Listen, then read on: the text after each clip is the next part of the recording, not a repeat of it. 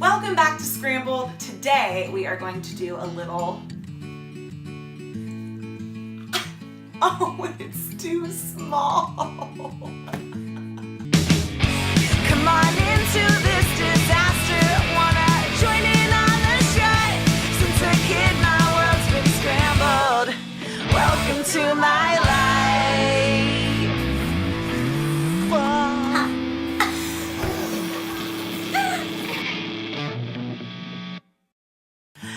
Well, it was going to be a holiday edition, so I'll just keep this little Santa hat on me leg. The struggles of having a giant head. Nothing fits. Hats never work. Nothing ever looks good. What a waste of $5.99. Anywho, we all know why we're actually here watching this. We are here to do a little story submission read aloud. So I've read a few of these, I haven't read them all, so hopefully we're not completely stumbling through our words, but we're gonna get through this. I am actually really excited about this episode because I would love to do more of these episodes where you guys send in your most embarrassing, humiliating story and you don't have to be sitting down on this couch, pressure on, sweating bullets, showing face like me, putting your dirty laundry out there. You can just do it anonymously through this email. So if you want to be like these peeps, send your stories to yourscrambledstories@gmail.com. And then your guys' stories can be read aloud in the next episode. But for now, we are going to do the first victims. Okay, first. Okay, I have a couple stories, but they are simply too inappropriate for the internet. Nothing is too inappropriate for the internet. Back in college, I was a bit of a merry-go-round. Who wasn't? Let's be real. I had just broken up with my ex of 3+ years and was a frequent at our college bar, picking up men, as one does. There had been this douchey-looking comedy kid, my type, that I'd seen from an improv jam. Yes, I went to theater school. That I had my eye on who was at the bar. I got him to buy me a couple whiskey sours, mainly because I was a pushy drunk, and ended up following him to a soccer party across town. Around 2 a.m. we finally made out a bit. He offered to get me an Uber home and that was that. Another checked box, and boys I wanted to drunkenly smooch. During that time, I was in an all-female comedy group we had just joined together for one show at the end of the semester, all ranging in years and minors. There was a sweet underclassman gal who I found really funny, and we hit it off as friends. All of us gals got together at an apartment for a night of bonding. We all got our wine and began to gossip, talking about comedy boys, when I mentioned, let's call him Greg. Greg and his friend let it be known that the guy in the story, Greg, is best friends with another asshole I used to fuck, which is how he came up in girl time chat to begin with. When, before I share this late night makeout session, exclaims, "Oh, Greg, that's my boyfriend." I froze.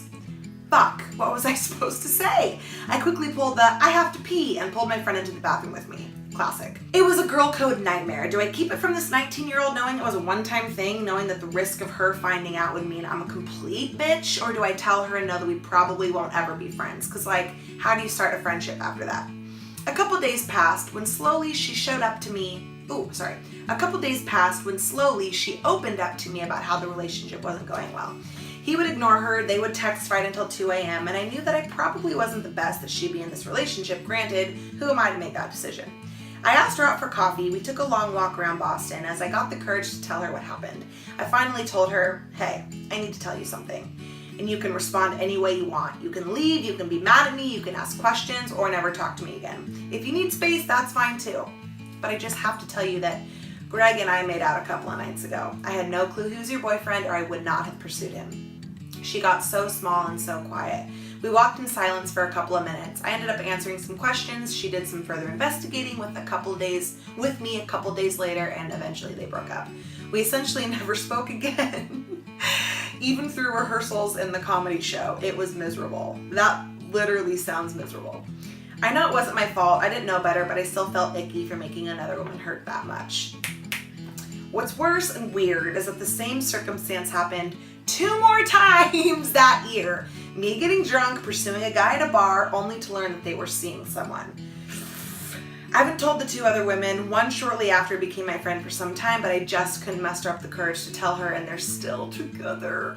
Sometimes I don't think it's men being evil. I think it's just people being drunk and making mistakes, and it's not my place to be budged into someone else's relationship.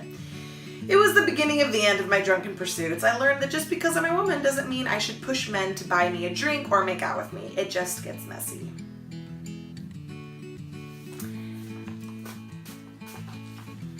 All I have to say to that: alcohol doesn't always mean the greatest of nights. I know that we have all been there, myself included. Next, titled My Embarrassing Story. Okay, this is in all caps. Okay, before you read this, please tell me I got the right email. She got the right email. So one time, a few years ago in school, I was in the 5th grade at the time, and someone threw a piece of paper at me, and my teacher took it, and the note was blank, but she made up this stupid thing saying I liked this boy, and what I thought about him. He is the dumbest boy in our school, and the class still thinks that I like him to this day. But one thing they don't know but I don't even like boys! Help me!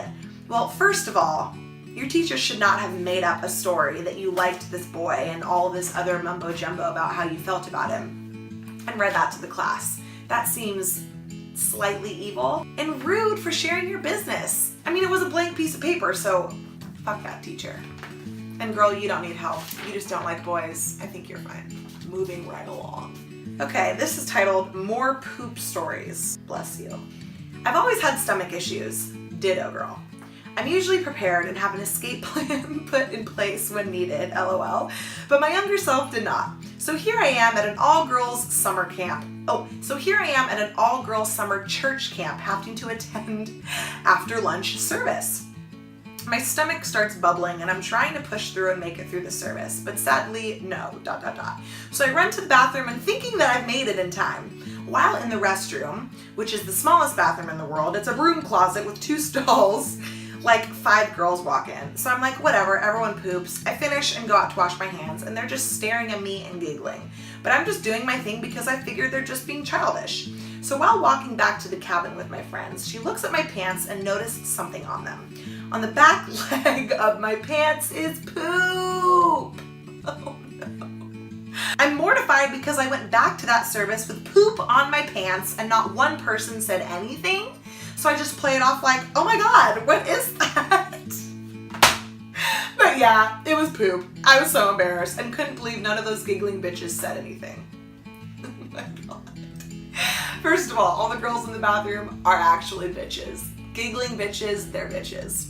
They should have told you. It's like if you have a booger and nobody tells you that you have a booger. It's more embarrassing for me to walk around with a booger than it is for you to put yourself in an uncomfortable situation for 3 seconds to say, hey dude, like, you got a booger. Like, hello? A few days ago, one of my coworkers had a booger. It was like one of those like string from like corner to corner, and I was like, dude, left nostril booger. And he was like, wow, like, thanks. At first, he was clearly mortified for about 5 seconds, but then he went and got a tissue and wiped it out, and he wasn't going up to customers asking them what they wanted to eat, going over the specials with a string-line booger from diagonally corner to corner. Like, just help someone out.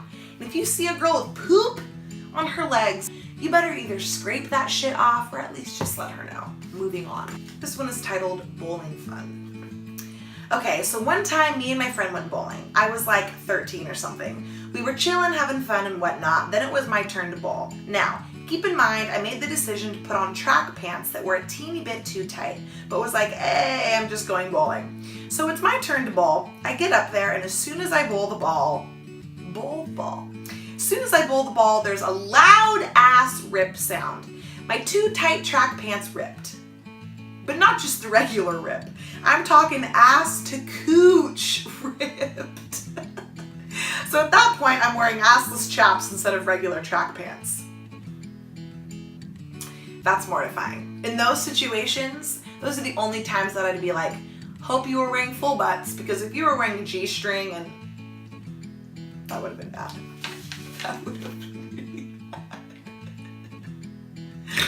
So that ends our submission reading aloud session. We need to come up with a much better name than that. But thank you to everyone that emailed and took their time to type out an embarrassing story for me. That was truly so fun. I will definitely be doing this again. If you just watched this episode and you're like, okay, that was amateur hour, or wow, that was embarrassing, I have stories like that too, please go ahead and email them to yourscrambledstories@gmail.com so that we can do this episode again, because that was a blast. Also, before I go, I just want to wish everyone a wonderful holiday, beautiful time with your family, and a safe New Year's. Have yourself a merry little Christmas. Make the Yuletide gay. From now on, our troubles will be miles away. And have yourself a merry little Christmas now. Happy holidays, everybody. Enjoy the time with your family.